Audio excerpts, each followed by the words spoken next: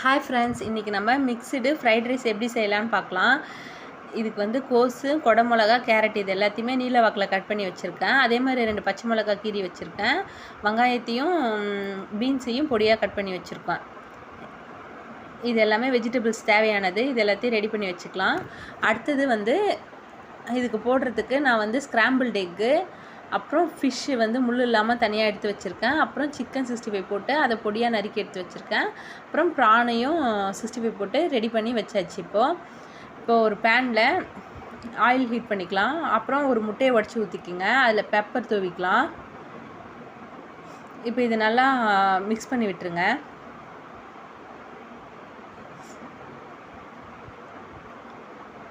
நல்லா பொடியாக ஆகிற அளவுக்கு நல்லா மிக்ஸ் பண்ணிவிடுங்க. உங்களுக்கு பெப்பர் வந்து காரத்துக்கு ஏற்ப அளவு சேர்த்துங்க. இப்போ இந்த பச்சை மிளகாவையும் எடுத்து இதில் நம்ம சேர்த்துக்கலாம். அதுதான் இப்போ முட்டை ரெடி ஆனதுக்கப்புறம் நம்ம ஆனியன் எடுத்து சேர்த்துக்கலாம். நல்லா மிக்ஸ் பண்ணி விட்டுருங்க. ஆனியன் லைட்டாக ஃப்ரை ஆனதுக்கப்புறம் இஞ்சி பூண்டு பேஸ்ட்டு சேர்த்துக்கலாம்.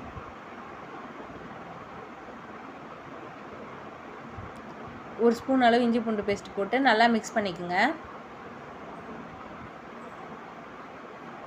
இப்போது நம்ம கட் பண்ணி வச்சுருக்க வெஜிடபிள்ஸ் எல்லாத்தையும் சேர்த்துக்கலாம் ஒன்று ஒன்றா. ஃபஸ்ட்டு கேரட்டையும் பீன்ஸையும் சேர்த்துக்கிறேன். ஏன்னா கேபேஜ் வந்து டக்குன்னு குக் ஆகிடும். இப்போ இது 2 நிமிஷம் வதங்கினதுக்கப்புறம் நான் கேபேஜ் இப்போ எடுத்து சேர்த்துக்கிறேன்.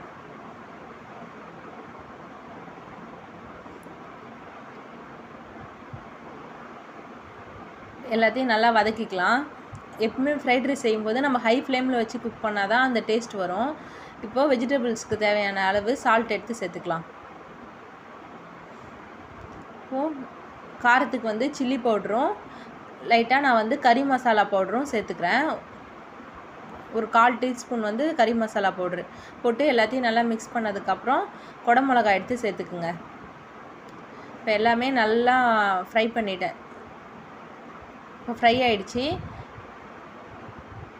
இப்போ வந்து நான் பாஸ்மதி ரைஸ் வந்து குக் பண்ணி எடுத்து வச்சுருக்கேன். இப்போ இதை எடுத்து இதில் ஆட் பண்ணிக்கலாம்.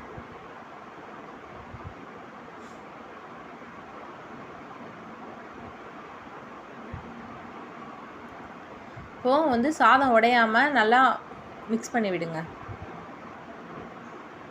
இப்போ மிக்ஸ் ஆகிடுச்சி. இப்போது நம்ம சோயா சாஸ் எடுத்து ஆட் பண்ணிக்கலாம். உங்களோட சோயா சாஸ் எவ்வளோ திக் கன்சிஸ்டன்சி இருக்கோ அதுக்கேற்ற அளவுக்கு நீங்கள் வந்து ஆட் பண்ணிக்கோங்க. நான் வந்து 1 ஸ்பூன் அளவு ஆட் பண்ணியிருக்கேன். இப்போது நல்லா மிக்ஸ் பண்ணதுக்கப்புறம் இப்போ நம்ம எடுத்து வச்சுருக்கோம்ல சிக்கன் 65, ஃபிஷ்ஷு, அப்புறம் கிராபு,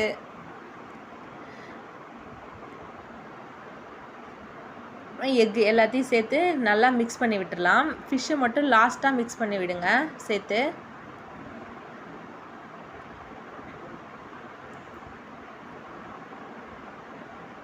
ஃபிஷ்ஷு லாஸ்ட்டாக சேர்த்து அதையும் வந்து மிக்ஸ் பண்ணி விடுங்க.